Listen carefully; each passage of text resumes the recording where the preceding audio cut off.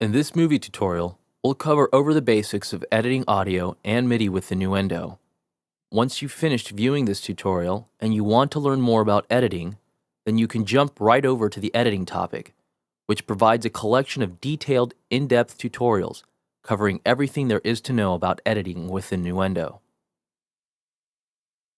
Whether you're editing audio, MIDI, samples, tempo data, or automation, you'll find that Nuendo offers similar editors and tools to perform all of your editing tasks. They offer a very straightforward, object-oriented style of editing. Basically, what you see is what you get. You won't find yourself getting lost within tons of hidden submenus and editors that can distract from the overall creative process and flow. First, there's the project editor. This is where you'll spend most of your time creating your songs, film scores, sound effects edits, and more.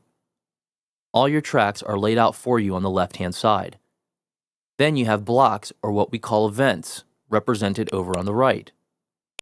These represent the actual audio and MIDI information that you have either recorded or imported into the project. By using the main select tool, you can grab and move these events around anywhere you like within the timeline, making it a breeze to change and edit how your project is arranged. If you need to provide accurate movement based on a timing grid, then you can enable the snap function in the toolbar, and your movements will snap automatically to whatever format you have chosen in the timeline. Right now, I have bars and beats, and you can see that my movements are staying locked to a bar on the grid.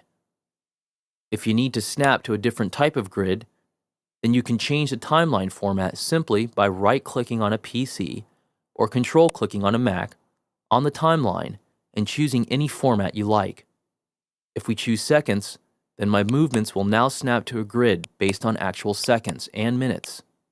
I can easily go back to bars and beats if I want. If you need to trim events or change the size, you simply grab the handles and adjust it as necessary.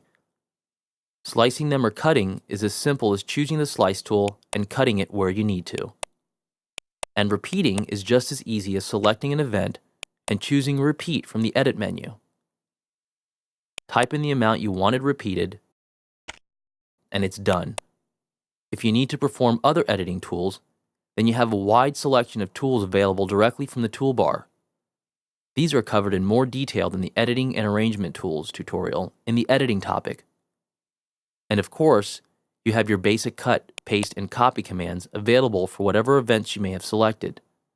Nuendo will simply paste the events directly where your playback cursor is.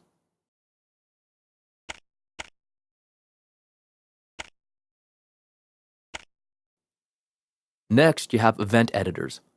Event editors are made up of the sample editors, the part editors, and the MIDI editors. These are generally used to make detailed changes to the events that you have in your project. To access these, you simply double-click on any event and the appropriate editor will appear. If it's an audio event, then the sample editor will appear.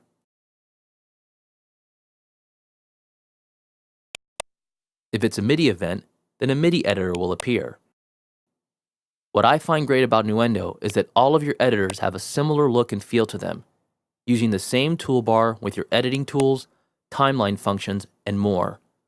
This really makes it easy to move around from one editor to another without feeling confused or unsure of what this or that function does. Consistency and efficient workflow is the key here. To take this powerful editing environment one step further, you have specific context menus that offers you editing and processing commands for any event that you right-click or control-click on.